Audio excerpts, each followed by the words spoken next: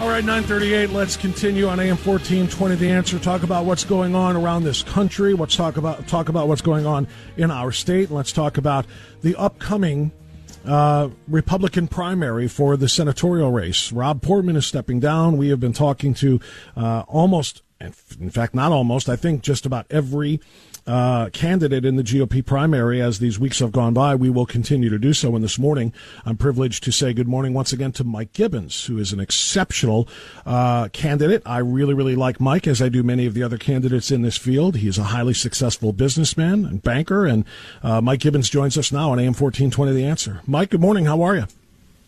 Good morning, Bob. I'm great. Mike Gibbons, there's so much to talk about. I want to talk about the Senate forum that you engaged in on last Thursday in Strongsville, and talk about the way that maybe you're trying to separate yourselves from your competitors. But I want to ask you a few things about what's going on in our country right now, because it is going to be incumbent upon our leadership at the highest levels of government, and there is no higher level than the United States Senate other than the chief executive himself. But Mike, crime is running rampant in this country. We are seeing more homicides, record numbers of homicides in almost all American big cities this year and last year. We have seen a conscious movement in many locations to defund the police, to abolish the police, to tie the police officers' hands, to create civilian commissions to judge police as to whether or not they're doing their jobs correctly, which is leading to police officers not being able to proactively police.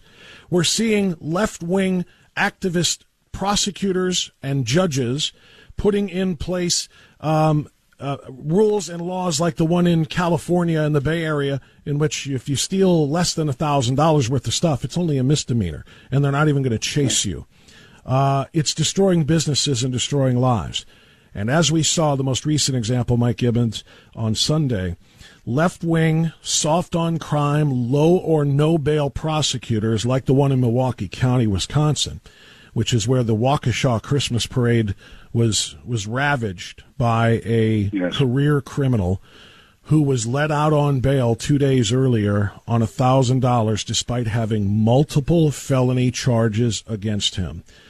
I said it at the top of my show, and I love your reaction, Mike Gibbons. Left-wing, soft-on-crime policies in all of the areas I just described are killing people. They have blood on their hands. Go ahead, Mike. No, I think you're absolutely right. They're building this false narrative that somehow this crime is being caused by policemen that are too tough on criminals. It's a false narrative. It's a common sense thing, Bob. You let people go that are criminals, you're going to get more crime, and we do. Crime's up 30%, I believe, since last year, and they've emboldened the criminals. And if you tried to screw up this country, could you do any better than the Democrats are doing right now? Could you possibly think of something Joe Biden could do or say that would not be in furtherance of screwing the country up? It's beyond belief that this is who we have representing us now. So, Mike, tell me what you would bring to the United States Senate, particularly in this area. Now, we're going to talk about inflation, and we're going to talk about jobs, and we're going to talk about national security, and we're going to talk about foreign policy. But as it pertains to crime across America, I know being... Go ahead. You can't talk to anybody that believes in law and order more than I do. Mm-hmm. And I believe that everything that's gone on, what the left has tried to do with our police, they've emboldened the criminals. The police feel like they're not valued anymore. Consequently, you're seeing huge numbers of them resign. I mean, it's unprecedented what's going on among people that have devoted their life to law and order. And we have an administration, we have a Democrat Party that actually feels that's a good thing. And they will reap what they sow. And, Americans aren't stupid. They see what's going on. And I think they'll feel this whirlwind in the next election. Everything they're doing is unacceptable to the bulk of Americans right now. And I think you can't see an immediate reaction because the elections only come so often. But I believe you're going to see a complete red sweep in 2022. Do you think that red sweep, Mike, is going to come from more red/conservative voters coming out, or do you think that there are Democrats or left-leaning centrists who have buyer's remorse who are going to flip their votes from blue to red to make that happen? Yeah, I would say the bulk of people I know are Republicans. I kind of prefer it that way, but I have some Democrat friends, and they kind of try to disclaim all this. They don't say they're going to vote Republican because they just can't conceive of that. But they don't like what's going on, and at some point, kind of like J.D. Vance saying, "I'm going to have to hold my nose and vote for Hillary Clinton." They may have to hold their nose and vote for Donald Trump, because if they don't, it's going to be more of the same. We are talking with senatorial candidate Mike Gibbons, who is in a big fight with a whole lot of other Republicans for the seat currently held by Rob Portman. Mike, let's talk about other issues going on right now as we approach the holidays. Literally, Thanksgiving is 2 days away. Christmas is right around the corner. And everything that we use and that we do to celebrate these holidays, whether it be the giant meals to the gifts, is far more expensive than it was before. If we want to travel to see our loved ones or have our loved ones travel to see us, it's going to cost them a ton more in gasoline and airfare because of jet fuel, because of the extraordinary energy shortage being created by the Biden administration. What can people do? And moreover, again, you kind of just talked about how you think that most of the people that you know are going to vote red in November and turn this thing around, but there's a lot of damage that can be done in the next 12 months before they have that chance, isn't Yes, there is. Well, right, and the problem is we are really helpless right now.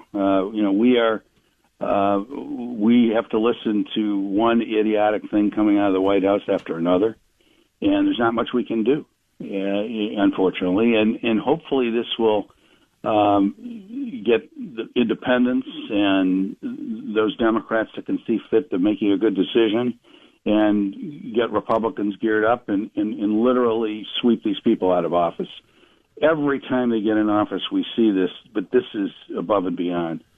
Biden says he's going to release 50 million barrels of oil from the strategic reserve. You agree with that? Well, that's like a couple of days of consumption. I mean, it's ridiculous. The Democrats believe that the government can control the free market, and they can't. I mean, they don't get it. I think our consumption's close to 30 million barrels a day, and he's going to release 50 million barrels of oil. Who's he kidding? And he thinks a concerted effort among all the governments of the world to go into their reserves. It's a joke. It's what everything a Democrat usually does, which is virtue signaling. It's kind of what he's doing. It's the economic equivalent to virtue signaling. It means nothing. And until, he sent the signal out when he was elected.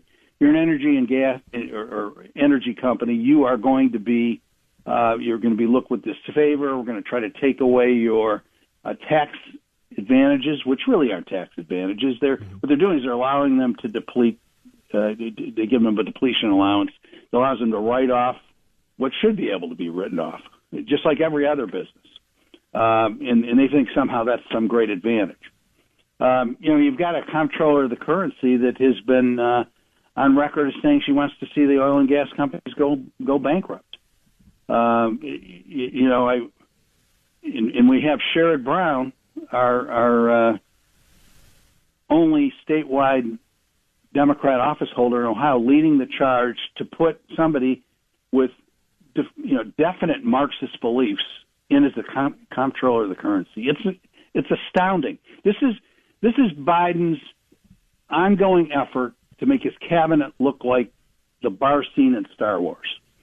And you've got to. I'm serious. I mean, you've got to have one of each. No, you're exactly right. Here's the weird thing about it, Mike. He ran on that. He said he's going to have the most diverse cabinet in history, not the most qualified, the most diverse. So that we're going to have, as you say, one of each. And I'm not even going to list them because it just makes me, sick to my stomach to think about him. Yeah, it upsets you for the rest of the day. Yeah, it really does, and that's astounding. Let me ask you about foreign policy. He just had a 3-hour Zoom call, if you will, with the president of China, and Xi Jinping was allowed to escape discussion on a number of very important things. He was not addressed. Biden did not bring up with the Chinese president the obvious, which is the Wuhan laboratory that gave this pandemic to the world that is killing millions. He did not address the genocide of the Uyghur Muslims. He did not address the freedom cries of the people of Hong Kong and Taiwan. It was just a little friendly discussion with a trading partner. All of that in mind, Mike Gibbons, do you think we should be sending our Olympic athletes to China, or should which in some people's minds legitimizes what China is doing? So go ahead. No, the Chinese Communist Party is a criminal enterprise, and they believe that their system is the system of the future in the world, and all the left would like to defund the military, defund the police, because they're searching for this utopia, or they believe there is a utopia out there. It's implicit in everything they say. It's what they believe in is really this whole postmodernism move from Marxism, which obviously didn't work. They have this new theory that they're operating under, and they don't believe there are bad people in the world. They believe that we're all going to sing Kumbaya, and that China doesn't mean any harm. China wants to conquer the world, and they're doing it slowly and surely through a plan that they've been executing on literally since Xi came into office. And Joe Biden is a weak president, and we're going to pay for having a weak president. If China moves on Taiwan, we have no idea the impact on our country, on our economy, and on this country if we allow this to happen. And as you know, I have a son that's a Navy pilot, and I used to feel pretty good about the fact that Donald Trump was in the White House and he was going to get into some ridiculous conflict. I don't feel the same way about Joe Biden. I think he'd sacrifice American servicemen to further his political career, and I just don't trust the man. And I'm very concerned about it. It's really very personal to me with my son in that position. Yeah, and I understand that, and it should be to every parent or loved one or a husband or wife of somebody who is in the service. I completely concur. That's right. It's a terrifying thought. Mike, last thing, because we're short on time. I don't have time for a question on the border at the moment. Just want to talk about the campaign. And again, you sat alongside several of your opponents on Thursday, which was the third of these four series, series of four panels held by the Ohio Press Network. I am hearing, and I'm not just saying this because you're on the air with me right now. I have said this online and on the air as well. I am hearing rave reviews about your performance in these events, that you are really getting your message across. You are relating to the people, and it's reflective in the applause.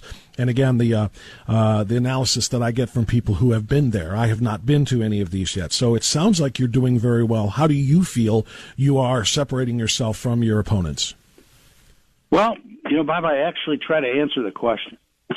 I mean, if I'm the fourth or fifth person to answer the question, I oftentimes have to have it repeated because none of the answers reflect at all on what the question was. I'm tired of politicians answering the question that they want to answer instead of the question that is asked. And I answer the question. I believe that's why the audience does respond that way.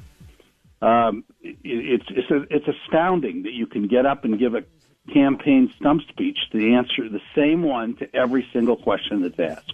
And I'm watching that among my opponents in virtually every one of these forums. This is actually the sixth forum. The last one was the sixth forum. There's been other Freedom Works and some other conservative groups have Okay, yeah, I'm just counting. Yeah, the ones that I've been watching closely because I work with Jack Windsor have been the Ohio Press Network ones. So those are the ones that I'm getting the reports on. Yeah.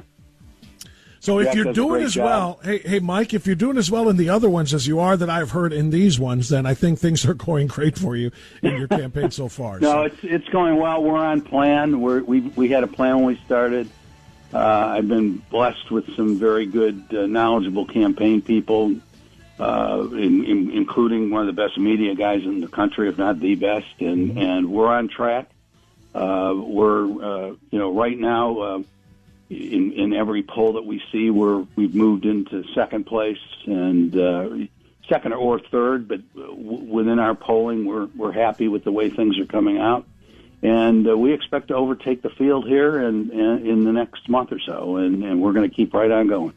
Well, Mike Gibbons, U.S. Senate candidate, it's a pleasure to talk with you. I wish you the best of luck in the continuing campaign. I know I'll talk to you again, and yes, to you and your family, a very blessed and happy Thanksgiving.